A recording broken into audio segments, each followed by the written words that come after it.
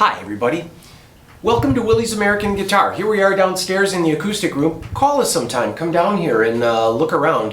One of the hottest things we have and we find are vintage acoustics. We seem to sell more and more vintage acoustics. Even as the electrics seem to slow down just a little bit, people are interested in getting a cool old acoustic guitar. Why? Because of the woods. That's the shortest answer, the woods. The woods from days gone by in the 30s, 40s, 50s, 60s were older, more mature trees. They were cured for longer because they weren't rushed. Back in 1950, Gibson made about 5,000 guitars a year. Now they make about 100,000 a year. So back in 1950 or around that time, they had the time to cure an age-old wood. We just got back from the Texas Guitar Show. If you've never been to a Texas Guitar Show, it's usually about 20 bucks to get in, 10 bucks to park, and that's about $30 and you'll have 40 bucks of a good time. Going to a guitar show is really a good way to see and feel and learn a bunch about guitars and see them up close and learn what you might want. Another way to do it is to come to Willie's and spend some time and look around. So I bought 3 guitars down there, 3 acoustics, and I'll share more of what we got at the Mesquite, Texas Guitar Show. For those of you that were there, thank you for saying nice things about Willie's. This is a 1946 0018. In 1944, they quit scalloping braces where they would actually scoop them out. But then from 45, 46, and 47, the braces were pyramided. They were skinny. So you get skinny braces up till about late 48. In mid 48, they just kind of put a little blunter nose on them, made them a little stronger because people were using larger strings and there wasn't any electric guitars and no way to amplify your acoustic outside of using a microphone. This 1946 World War II era Martin has had a lot of work done to it. It's had a neck set done. The interesting thing is this has an ebony truss rod, which makes it really lightweight. First thing you do is you pick it up and it's like, wow. So, and it's tuned to an open chord. Surprise!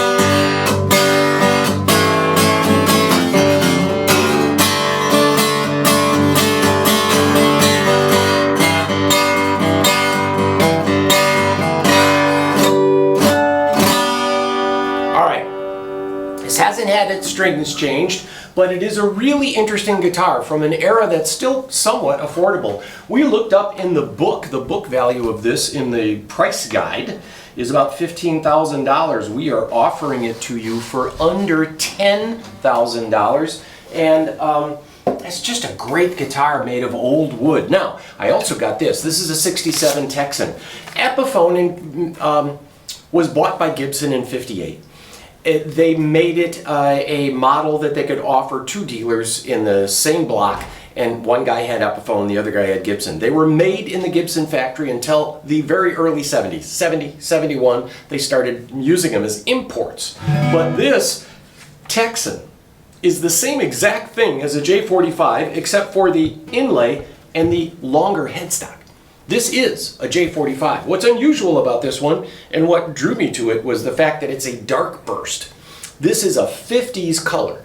In the catalog in '67, there's a little tiny thing at the bottom of the catalog that said you could order an optional tobacco sunburst finish. Otherwise, it was a brighter cherry sunburst. But this 1967 Epiphone Texan, and this too has dead strings.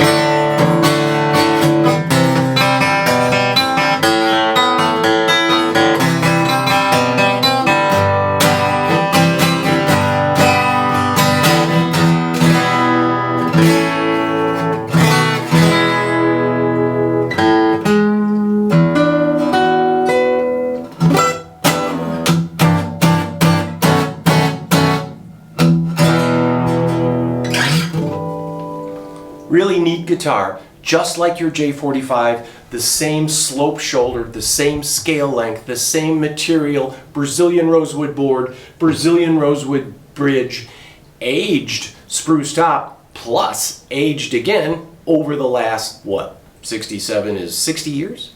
Yeah.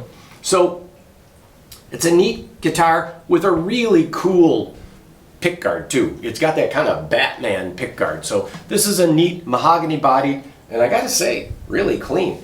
I bought this, I put it in a case, I put it in the truck, I just opened it up just a minute ago, and I'm just as impressed as when I saw it the first time. Now, this is the last time, I know you gotta go, but this is a 56 LG3. LG3? LG3. They made the LGO, which was mahogany top, the LG1, which was ladder braced with a spruce top.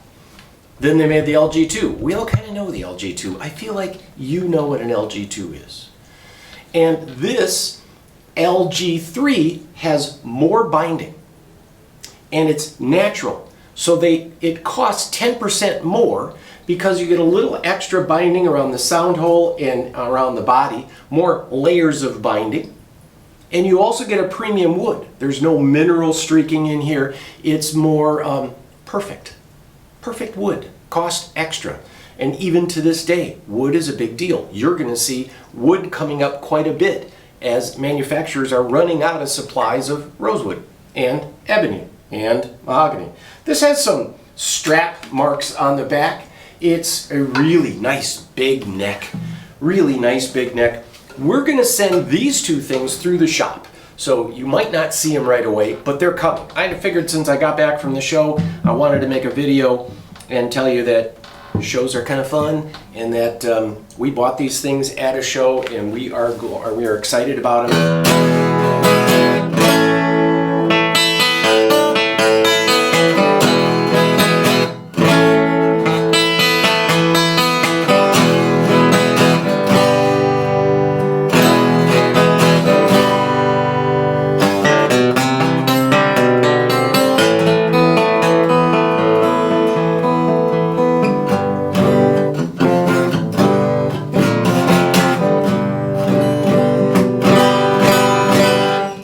Neat guitar. Skinny bridge. It's usually an earlier one. They did a belly bridge in a year or two later. This has also the skinny braces. 56 was the year of skinny braces, and the first year they made this bigger guard. Those two features are weird. Usually these skinny braced guitars, where they're pyramided and thinned out, will have a smaller teardrop guard. But I'm going to send this through the shop. It's got a little loose guard, needs strings. If there's anything in here, no loose braces that I can hear. Did you hear any loose braces? Anyway, that's what I got. 3 acoustics. And these will be on the site soon. I thank you for your time. Make sure to keep track of us and check our website every day. Okay?